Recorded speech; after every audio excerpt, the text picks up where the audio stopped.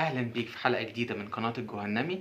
حلقة النهاردة هنكمل الحلقتين اللي فاتوا. طبعا لو لسه ما شفتهمش ياريتك يرجع وكمل الحلقتين اللي فاتوا علشان كل حلقة مبنية على اللي بعدها. النهاردة بقى جاي في ايه يا مجدي؟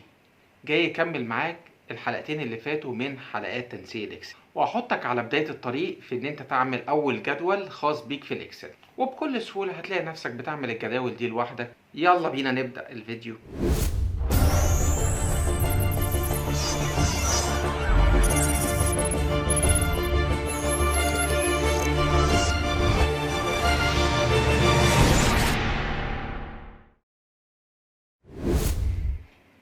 وزي ما شفنا في الحلقة اللي فاتت وصلنا للراب تكست، ووضحت لكم ان الراب تكست ده بيضم لك التكست نفسه في الخلية. تعالوا بينا ندخل على الميرج اند سنتر. ميرج اند سنتر يعني ايه؟ يعني لو احنا عندنا اكتر من خلية زي دول كده، واحنا عايزين نضمهم يبقوا في خلية واحدة او نجمعهم كلهم يبقوا في خلية واحدة، وفي نفس الوقت ان احنا نخلي الكلام يكون في النص، فهنقوم دايسين على ميرج اند سنتر. ودي بتكون من خليتين لأكتر من كده، يعني مثلا 5 4 8 على حسب العدد اللي انت عايزه. فاحنا هنا مثلا لو كتبنا الجهنمي هتلاحظ ان هي موجودة فين؟ في النص بالظبط. وهوضح لكم النقطة دي من خلال ان احنا لو عملنا كبرنا كده، تمام، هتلاحظ ان الكلمة في النص. وطبعا تقدر ان انت تجيب الكلمة نفسها تطلعها فوق تبقى في الميدل الاينمنت او ميدل الاين، تيجي هنا من خلال هنا اللي هي النقطة دي او الميدل اللي هي الجزئية دي اللي انا شرحتها قبل كده. طيب نستفاد ايه بقى من كل الكلام اللي احنا قلناه ده؟ نرجع بقى كل حاجة زي ما كانت من خلال، طبعا احنا عرفنا من خلال كنترول زد كده رجع كل حاجة زي ما كانت. طيب احنا هنستفاد ايه؟ هنستفاد ان احنا دلوقتي لو عايزين نعمل جدول هنقدر نعمله ازاي. لو احنا ضغطنا هنا وجينا على بيج لاي اوت واخترنا ان احنا نقلب الشيت، يعني تبقى حرف الايه هنا بدل ما كان هو هنا، وكان الاول في الناحية دي. لما انا عملته رايت تو ليفت علشان احنا هنكتب الكتابة عربي، فطبعا انتوا عارفين ان اللغة العربية بتيجي من اليمين للشمال. خلينا هنا نعمل جدول ونبدأ ننشئه من الصفر. هنكتب مثلا هنا مسلسل، وبعد كده التاريخ، وفي الخانة دي نكتب البيان. في الخانة دي طبعا هو احنا بنعمل جدول ايه؟ بنعمل جدول كده اللي هو زي ما بيقولوا تقريبيا، يعني حضرتك لو عايز تدخل البيانات اللي انت عايزها براحتك. ونكتب هنا مثلا الصنف، هنا السعر، وهنا احنا قلنا الصنف والسعر والقيمة. ونيجي مثلا هنا 1 هنا 2 وننزل بيهم شوية كده. احنا اتعلمنا ايه بقى في الاكسل؟ اول جزئية ان احنا نقوم عاملين نعلم عليهم كده ونقوم محددينهم بالطريقة دي. طيب ده بس لا، نقوم عاملينه بشكل جمالي شوية ونعمله thick outside borders بالطريقة دي، بحيث ان هو ياخد كده الشكل ده. نيجي هنا احنا عايزين الكلام بدل ما هو محاذي للناحية اليمين لا نخليه في النص، فنقوم عاملين كده في النص بحيث ان هو يبقى شكله كده عظيم.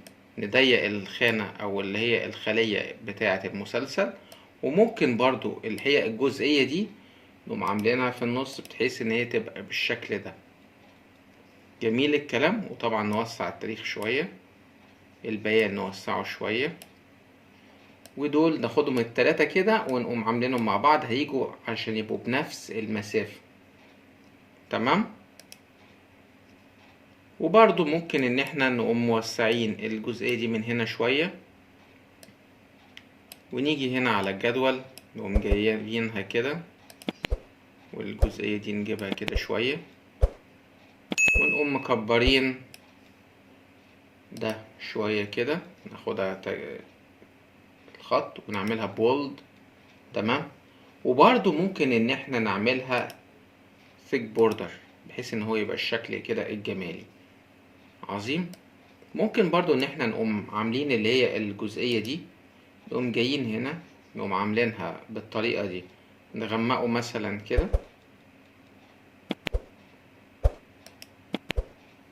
وفي الكتابة نخليه مثلا كده، بحيث ان هو بيدي شكل جمالي للجدول علشان خاطر العرض بتاعه.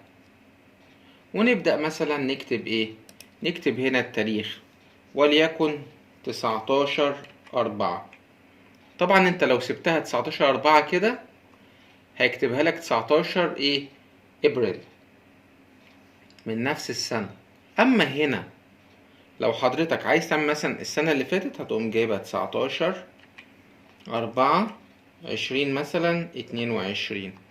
هنا كده يكتبها لك ان هي 19/4/2022. وهوريكوا في الخطوة اللي جاية التنسيقات اللي هي الخاصة بالتواريخ والأرقام والحاجات دي كلها. بس خلينا مع بعض ان احنا انشأنا الجدول تمام بتاعنا، وممكن ان احنا هنا نزود نعمل insert تمام، بحيث ان احنا نعمل الجزئية دي تمام، نعملها merge and center، ونكتب مثلا وليكن حساب اللي هو المبيعات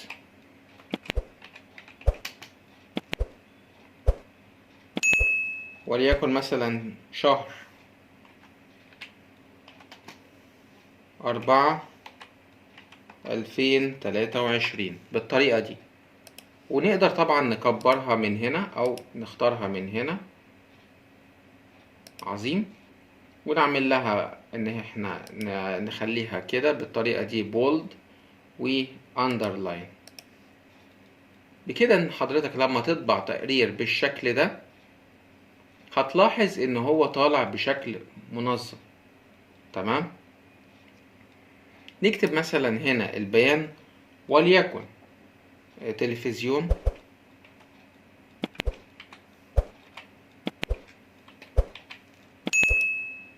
وطبعا تقدر ان انت تقوم جاي هنا لو انت عايز الجزء ده يجي في المحاذاة ده، تقوم انت عامله كده وكده برضو نفس الطريقة. تمام. وليكن 14,000 او العدد هنا بدل الصنف تبقى العدد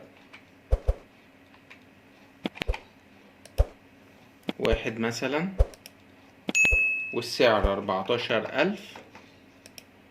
ونيجي هنا حتة ادفانسد شوية انهم عاملين بيساوي، ونعلم على العدد ونضربه في السعر، بحيث ان حضرتك لو عملت هنا مثلا تبقى 2 هتلاقي تلقائيا او اوتوماتيك ان هو نقلها لك هنا.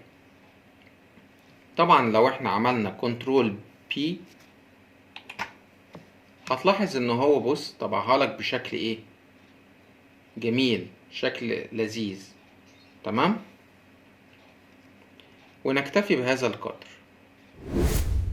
وزي ما شفنا ازاي بنعمل اول جدول لينا في الاكسل، يا ريتك توصل الفيديو ده لاكبر عدد من الناس من اصحابك علشان الكل يستفاد والخير يعم على الكل. وما تنساش تعمل لايك للفيديو وسبسكرايب للقناة علشان تشوف فيديوهاتي اللي جاية.